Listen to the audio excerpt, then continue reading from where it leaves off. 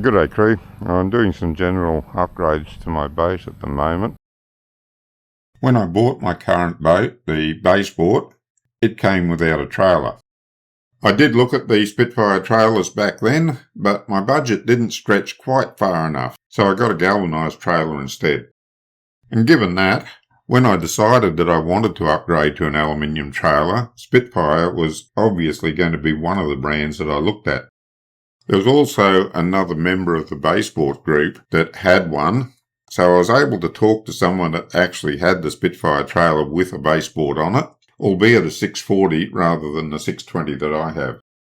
Now this time around I redid all of the research that I'd previously done into the Spitfire trailers, as well as the pros and cons of bolted versus welded construction for aluminium trailers and bunks versus wobble rollers in general. Now, I always do a lot of research into any major purchase. I'm a bit obsessive when it comes to understanding what I'm getting for my money. I'm not saying that I always buy the best available, that's often out of my price range, but I do always buy the best that I can afford, or what I believe to be the best. First time I've had bunks on a trailer for a large boat. I've had bunks on a little tinny before, but not for a larger boat. So that's a newie for me. The big thing though is it's aluminium and every fitting on it, including the brake discs and calipers, is stainless steel. Plus it has torsion bar suspension, so I won't get any of the squeak that's inherent in the SeaLink trailers. It's got a lot of nice features in it. One is the brakes are hydraulic. You've got hydraulic cylinder there, actuated here, that's the handbrake. But it's got the normal actuator. The trailer comes forward against the tow ball and actuates the brake by pushing on the piston there. So no more cables, no more adjusting cables, that's all good. Got LED lights, so everything's stainless. That is beautiful. And the aluminium is all anodised. They cut it, drill it and then anodise it. So, really looking forward to it. I've got to adjust it to fit the boat when I use it the first time. I'm almost positive that that's up too high. It's going to have to come down, but I can measure that and get it about right before I actually go and try and put the boat on. That's actually the opposite of what I like to have the strap on. I'd prefer it to come off the bottom of the reel, but I guess they're worried about that bolt there, so that would be a bit of a problem. So yeah, best to come off the top. Comes with a stainless steel safety chain there as well. So yeah, really impressed with this. But I want to do a few mods with it, and one of the big mods I want to do is to put a spray system on it, so that I can just plug the hose in down at the ramp and have it spray the whole underside of the boat and the trailer, particularly around the brake areas and the suspension. And just spray everything, get all the salt water off of it. That'll be a lot better than trying to bend down and hose it. Rightio, what have we got here?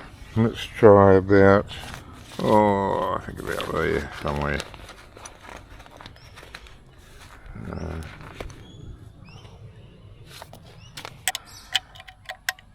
That's right. So far this is the only complaint I've got with the Spitfire trailer. And that is that they gave me a lovely toolkit and had a lot more in it than I would have expected. Absolutely beautiful. But what they didn't give me was an Allen key for this job.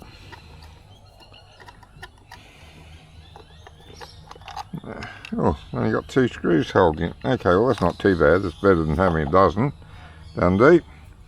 Now, what we do here is we pop this off. Oh, how do we pop this? Oh, come on. Oh, there we go. As you can see, that's got a full load of grease in there. But the idea is that you put your grease gun on this grease nipple here and you pump it in and it flushes out the grease out of here. So you can pump in your new grease, flush out the old grease, and you can tell whether it's discoloured from being overheated, which means your bearings are on the way out, or if it's got water in it. which is probably likely if you're like me and you go for a long run. It takes me an hour to get to the ramp, so wheels are going to be a bit hot. Going into cold water, that's going to suck the water into there. So good idea for me to be able to flush that grease out. So you pump it in and the old grease comes out the front. So that should be really good for me. As I say, the only complaint that I've got is they gave me this wonderful toolkit for looking after the trailer and they didn't put an Allen key in it. So other than that, so far everything's been perfect, and I think these are a much better idea than the bearing buddies because they let you flush out the old grease, whereas the bearing buddies use pressure to try and stop water and everything getting in. If you don't know what bearing buddies are, they've got a little spring that you pump grease in there, and the spring puts some tension in there to put some pressure on the grease that's inside. The theory being that the water's not going to get in. And I think they're good. You know, I can get 18 months out of my bearings by looking after them before I need to replace them, and the ones that I've replaced after 18 months are really good enough. I could have probably gone 2 years. And that's with bearing buddies. Without bearing buddies, you need to check them every 6 months and replace them every 12. But anyway, yet to try this and see how it goes. I'll do another video in maybe 12-18 months time, let you know how this performs in the real world. But right now, not having used it, the concept is great. The only thing that is a bit of a pain in the backside about it is you've got to jack your wheel up to flush the grease out. If you don't jack the wheel up, apparently you take a risk of blowing the rear seal. So you jack the wheel up and spin it round as you're pumping your grease in. Still, for keeping your bearings top notch, it's not a big deal.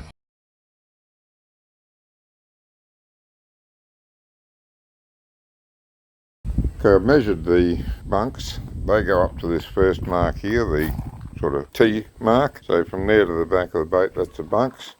This next mark is the first roller, the second wobble roller, and the front wobble roller.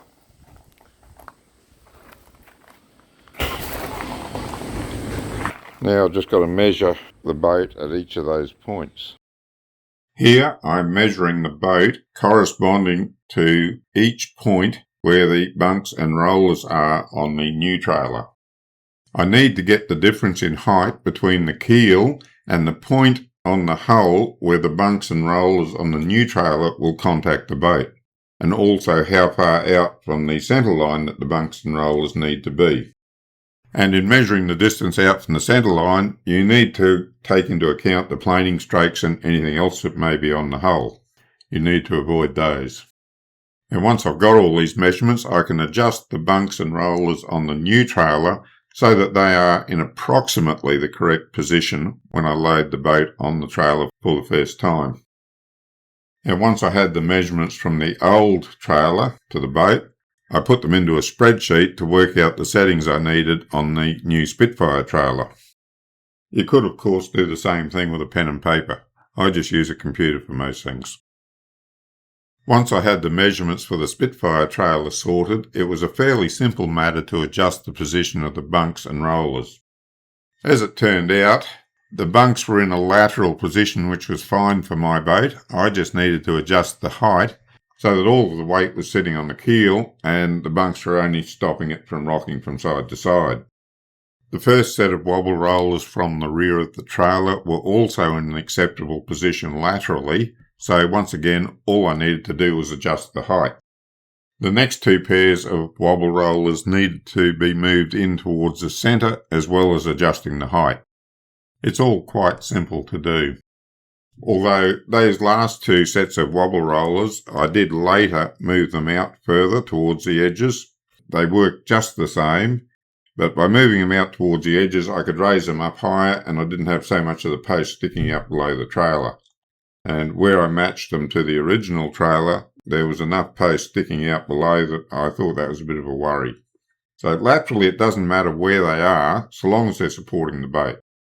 And I also mentioned that I left the bunks and rollers what I calculated to be 1 centimetre below where they needed to be height-wise.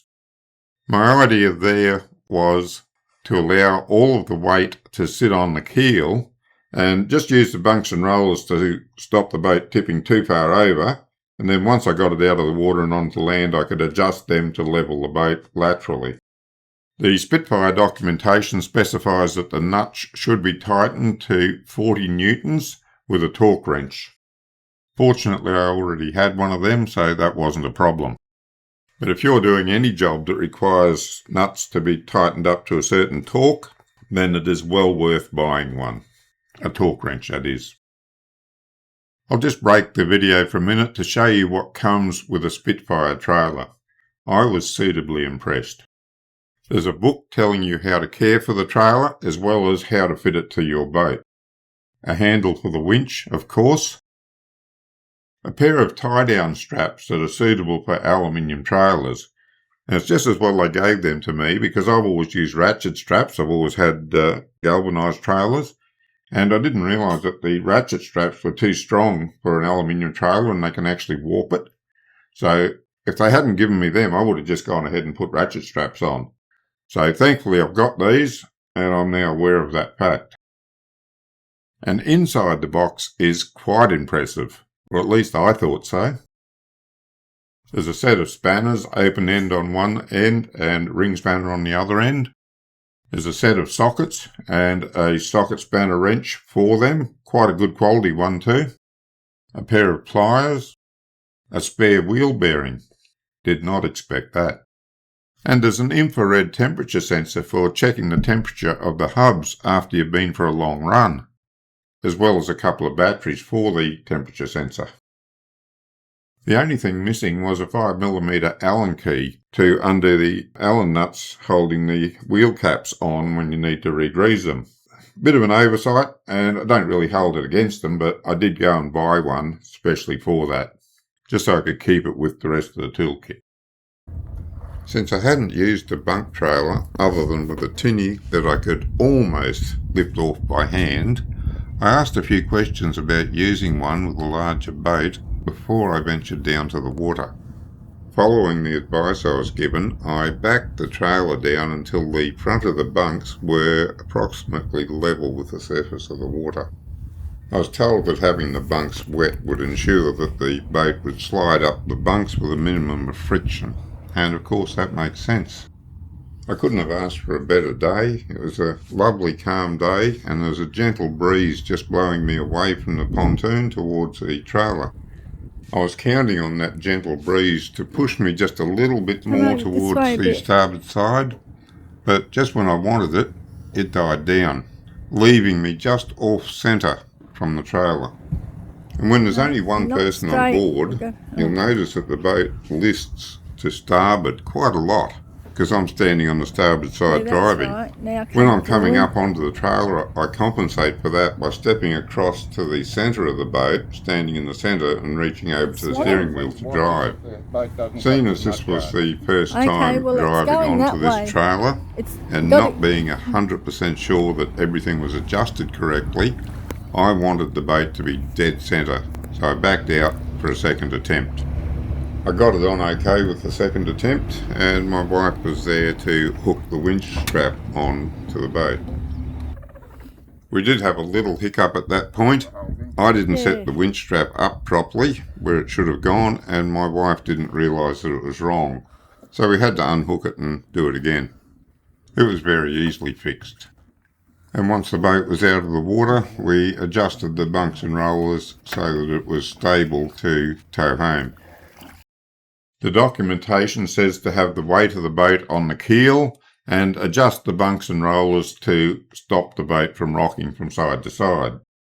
As I mentioned earlier in the video, I positioned the rollers and the bunks approximately by measurement, but leaving them slightly low to ensure that the weight of the boat was on the keel. Once the boat was out of the water, I adjusted them up to hold the boat upright for the trip home. Now that I'm at home, I'm using an old car jack to adjust the bunks and rollers to their final positions. And in order to make sure that they don't put too much weight on the bunks and rollers, I'm only using my hand to adjust the jack. No jack handle. So I'm not able to raise the boat up at all. I'm doing it this way to make sure that I can't put too much pressure on the hull from the rollers and bunks. To be honest, I'm not sure how much this really matters, since the old trailer only had rollers with no keel support at all. And since the old trailer was the one that was generally supplied when the boat was sold, I can only assume that the boat was designed to go with that sort of trailer. But on the flip side, the keel is obviously going to be the strongest part of the hull. So I'm happy to go along with the instructions from the new trailer. I'm using the socket that came with the trailer toolkit for the nuts and the socket spanner that came with it to undo the nuts and also to start tightening them up. Most importantly, I transfer the socket over to the torque wrench to finish tightening the nuts to the prescribed 40 Newton meters of torque. I researched things thoroughly and I think I got great value for money with this trailer. From what I know about welding, and welding aluminium in particular, I think a bolted aluminium trailer is a better option. That's not to say that a welded trailer is no good. It might be just fine. However, welding aluminium is very susceptible to the quality of the weld, and that isn't always obvious just from a visual inspection. On the other hand, with a bolted trailer, all I've got to do is check that the nuts are tight every now and then, and I know it's good. Now add to that all of the fittings, including the disc brakes and the calipers, are all stainless steel. I'm confident that this trailer will last the rest of my fishing life. The only thing on it that's not stainless steel or aluminium are the axles, and they have a generous amount of hot dip galvanizing on them. So I've got a lot of faith in them lasting as well. I might wrap the axles in Denso tape as an added precaution, but that stuff's pretty expensive and I'm still thinking about it. And I have some mods to do to the trailer which are going to help to extend its life as well, and I'll do a video on them at a later date. Until next time, good fishing.